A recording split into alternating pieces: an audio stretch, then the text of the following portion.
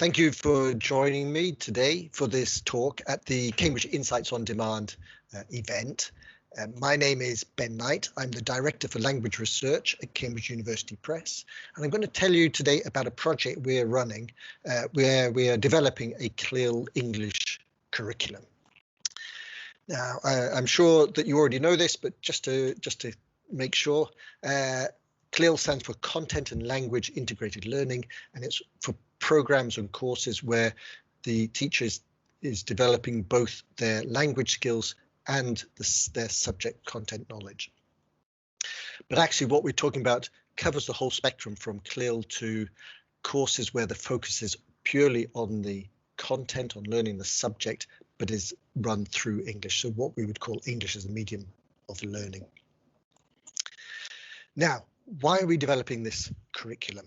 Well, we want to help and work with a number of different people. First of all, we want to help those English language teachers who are trying to support their students develop the language they need to learn the subject in English. And they need to know what the key words and language they need to teach their students to be able to follow that subject. Similarly, we want to help subject teachers who are teaching, say, history, geography, who need to know what should they expect their students to be able to do in English? If they're giving an explanation, what's the language they should use to give that explanation? Thirdly, we want to help people who are developing courses, designing courses, writing them, the authors, such as at Cambridge University Press. What's the language that they should expect the readers, the students who are using the course to know? And finally, people who are developing tests, what should they expect a student at that level in that subject area to already know in terms of language when they're giving the instructions for the test? And what would the curriculum include? Well, it'll have three main areas. First of all, it needs a set of standards. These are saying what the students should be able to do at that level, at each level, and in that particular area. So it might say, for example, should be able to can give a basic description of the steps of a scientific experiment. Then we need something a bit more detailed, the ability descriptors, which describe the abilities of students at a particular level in a way that the teachers can use that to work out evaluate whether their students have reached that level or not.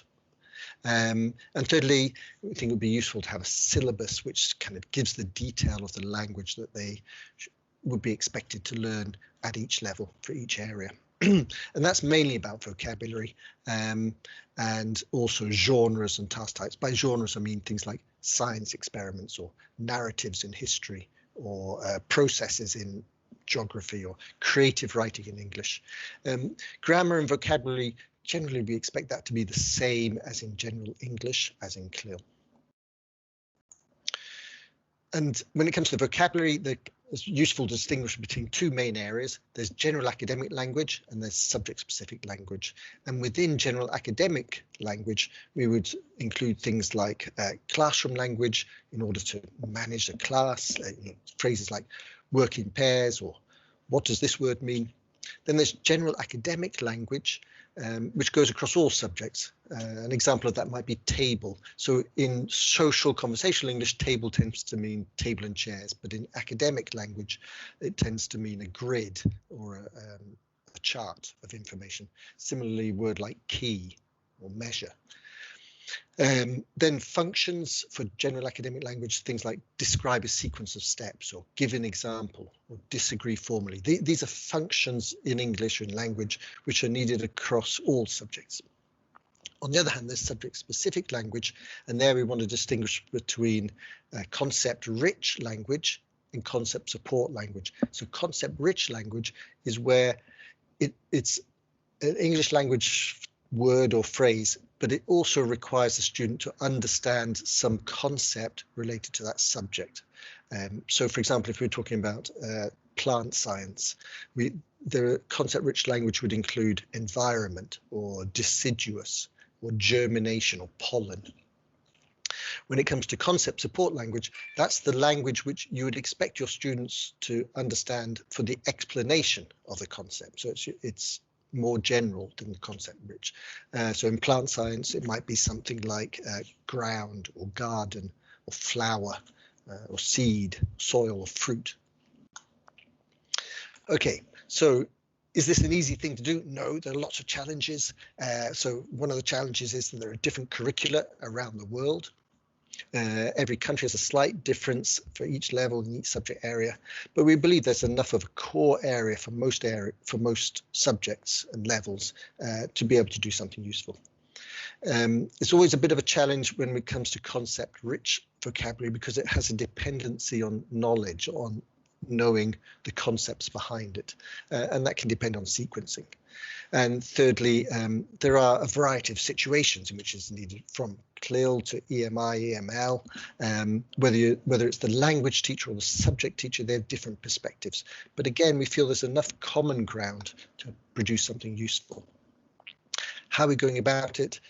These kind of 5 broad steps: defining curriculum areas, themes and topics, building a corpus, analysing the corpus, designing tools and outputs, and then consulting and trialing with teachers and learners. So just a little bit more detail on that. In terms of defining curriculum areas, what we need to do is to understand within the subject specific area, then the subjects within that, the core areas. So this is an example for primary science, and we do the same for lots of other areas. Then we have to build a corpus, and there corpus is a big database of language which is used in that particular domain. So for this, we are building the corpus from course books and from exam specifications. So if we were talking about lower secondary history, for example, we would be collecting course books and exam specifications from international exams and feeding those in. And finally, model answers, either from high-scoring students or even from teachers and experts. Then we analyze the corpus in terms of looking for phrases and words in terms of their frequency and their salience, their importance. We compare the CLIL corpus to the General English corpus. We compare with English Vocabulary Profile, which is a Cambridge project which analyzes the level of general English vocabulary.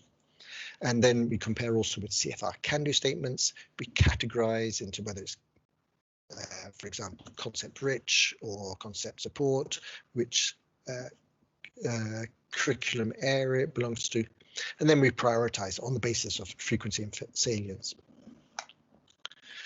Okay, and then the outcome is that the main outcome is an online searchable database, which you can filter, which will have dictionary definitions and pronunciation guidance and example sentences and usage. But also will produce some additional teacher guidance and even classroom posters for your students. So that's it. Thank you very much for listening. I hope you found it interesting. If you've got any questions or comments, please put them in the chat box and where we can, we'll get back to you. Thank you.